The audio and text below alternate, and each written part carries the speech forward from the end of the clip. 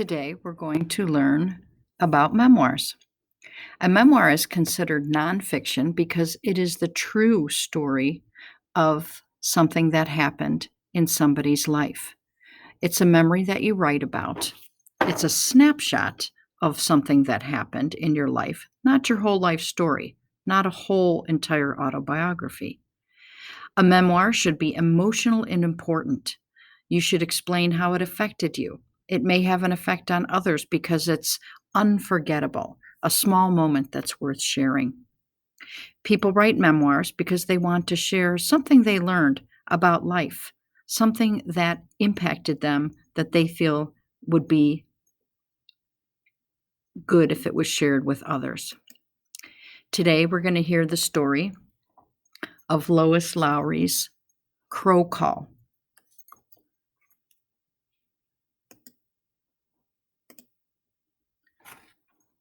It's morning, early, barely light, cold for November. At home in the bed next to mine, Jessica, my older sister, still sleeps, but my bed is empty. I sit shyly in the front seat of the car next to the stranger who is my father, my legs pulled up under the too large wool shirt I am wearing. I practice his name to myself, whispering it under my breath. Daddy, Daddy. Saying it feels new. The war has lasted so long. He has been gone so long. Finally, I look over at him timidly and speak aloud.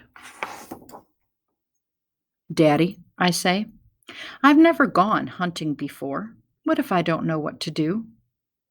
Well, Liz, he says, I've been thinking about that, and I've decided to put you in charge of the crow call. Have you ever operated a crow call? I shake my head. No. It's an art, he says. No doubt about that. But I'm pretty sure you can handle it. Some people will blow and blow on a crow call, and not a single crow will even wake up or bother to listen, much less answer. But I really think you can do it. Of course, he adds, chuckling, having that shirt will help. My father had bought that shirt for me. In town to buy groceries, he had noticed my hesitating in front of Cronenberg's window. The plaid hunting shirt had been in the store window for a month. The popular red and black and green and black ones toward the front, clothing mannequins holding duck decoys. But my shirt, the rainbow plaid, hung separately on a wooden hanger toward the back of the display. I had lingered in front of Cronenberg's window every chance I had since the hunting shirts had appeared. My sister had rolled her eyes in disdain. Daddy, she pointed out to him as we entered Cronenberg's, that's a man's shirt. The salesman had smiled and said dubiously, I don't quite think. You know, Lizzie, my father had said to me as the salesman wrapped the shirt, buying this shirt is probably a very practical thing to do. You will never, ever outgrow this shirt. Now, as we go into a diner for breakfast, the shirt unfolds itself downward until the bottom of it reaches my knees. From the bulky thickness of rolled back cuffs, my hands are exposed. I feel totally surrounded by shirt. My father orders coffee for himself. The waitress asks, What about your boy? What does he want? My father winks at me, and I hope that my pigtails will stay hidden inside the plaid wool collar. Holding my head very still, I look at the menu. At home, my usual breakfast is cereal with honey and milk. My mother keeps honey in a covered silver pitcher. There's no honey on the diner's menu. What's your favorite thing to eat in the whole world? Asks my father. I smile at him. Cherry pie, I admit. If he hadn't been away for so long, he would have known. My mother had even put birthday candles on a cherry pie on my last birthday. It was a family joke in a family that hadn't included Daddy. My father's hands back both menus to the waitress. 3 pieces of cherry pie, he tells her. 3? She looks at him sleepily, not writing the order down. You mean two? No, he said, I mean three. One for me with black coffee, and two for my hunting companion with a large glass of milk. She shrugs. We eat quickly, watching the sun rise across the Pennsylvania farmlands. Back in the car, I flip my pigtails out from under my shirt collar and giggle. Hey, boy, my father says to me in an imitation of the groggy waitress's voice. You sure you can eat all that cherry pie, boy? Just you watch me, lady, I answer in a deep voice, pulling my face into stern, serious lines. We laugh again, driving out into the gray green hills of the early morning. It's not far to the place he has chosen, not long until he pulls the car to the side of the empty road and stops. Grass, frozen after its summer softness, crunches under our feet. The air is sharp and supremely clear, free from the floating pollens of summer, and our words seem etched and breakable on the brittle stillness. I feel the smooth wood of the crow call in my pocket, moving my fingers against it for warmth, memorizing its ridges and shape. I stamp my feet hard against the ground now and then, as my father does. I want to scamper ahead of him like a puppy, kicking the dead leaves and reaching the unknown places first.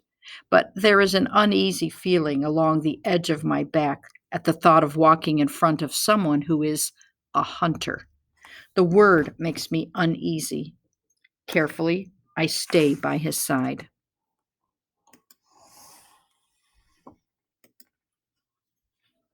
It is quieter than summer. There are no animal sounds, no bird waking noises. Even the occasional leaf that falls within our vision does so in silence, spiraling slowly down to blend in with the others. But most leaves are already gone from the trees. Those that remain catch there by accident, waiting for the wind that will free them. Our breath is steam. Daddy, I ask shyly, were you scared in the war? He looks ahead up the hill, and after a moment he says, yes, I was scared. Of what?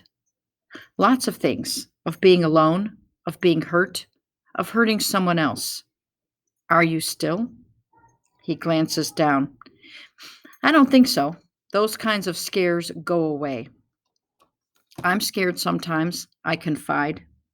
He nods, unsurprised. I know, he said. Are you scared now? I start to say no. Then I remember the word that scares me, hunter. I answer, maybe a little. I look at his gun, his polished waxed prize, and then at him. He nods, not saying anything. We walk on. Daddy? Hmm? He is watching the sky, the trees. I wish the crows didn't eat the crops. They don't know any better, he says. Even people do bad things without meaning to. Yes, but I pause and then say what I'd been thinking. They might have babies to take care of, baby crows.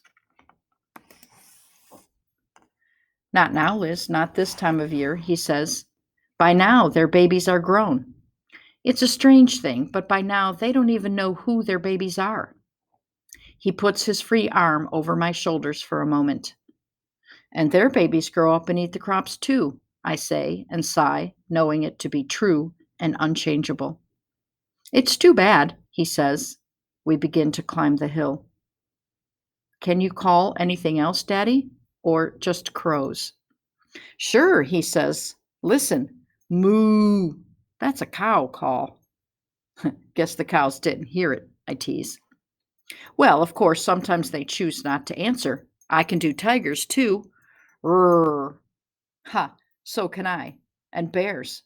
Better watch out now. Bears might come out of the woods on this one. Grrr. You think that you're so smart doing bears? Listen to this giraffe call. He stands with his neck stretched out, soundless. I try not to laugh, wanting to do rabbits next, but I can't keep from it. He looks so funny, with his neck pulled away from his shirt collar and a condescending, poised giraffe look on his face. I giggle at him, and we keep walking to the top of the hill. From where we stand, we can see almost back to town. We can look down on our car and follow the ribbon of road through the farmlands until it is lost in trees. Dark roofs of houses lay scattered, separated by pastures. Okay, Lizzie, says my father, this is a good place. You can do the crow call now. I see no crows. For a moment, the fear of disappointing him struggles with my desire to blow into the smooth, polished tip of the crow call. But I see that he's waiting, and I take it from my pocket, hold it against my lips, and blow softly. The harsh, muted sound of a sleepy crow comes as a surprise to me, and I smile at it, at the delight of having made that sound myself. I do it again, softly. From a grove of trees on another hill comes an answer from a waking bird. Just one, and then silence. Tentatively, I call again, more loudly. The branches of a nearby tree rustle, and crows answer, fluttering and calling crossly. They fly briefly into the air and then settle on a branch. 3 of them. Look, Daddy, I whisper. Do you see them? They think I'm a crow. He nods, watching them. I move away from him and stand on a rock at the top of the hill and blow loudly several times. Crows rise from all the trees. They scream with harsh voices, and I respond, blowing again and again as they fly from the hillside in circles, dipping and soaring, landing speculatively, lurching from the limbs in an afterthought, and then settling again with resolute and disgruntled shrieks. Listen, Daddy, do you hear them? They think I'm their friend, maybe their baby all grown up. I run about the top of the hill and then down through the frozen grass, blowing the crow call over and over. The crows call back at me, and from all the trees they rise, from all the hills. They circle and circle, and the morning is filled with the patterns of calling crows as I look back, still running.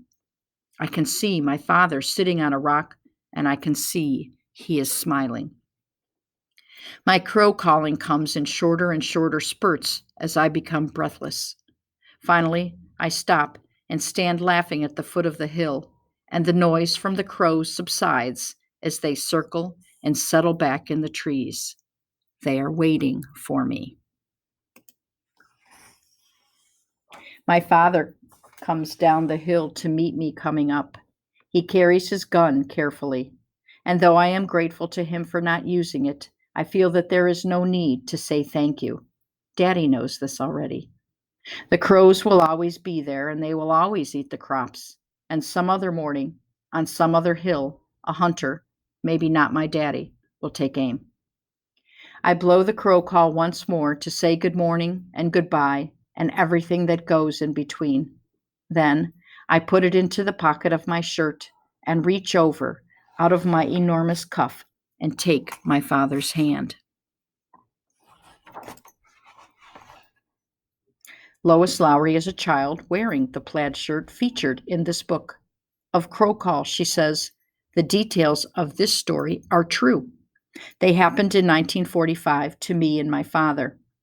But parents and children groping toward understanding each other, that happens to everyone. And so this story is not really just my story, but everyone's.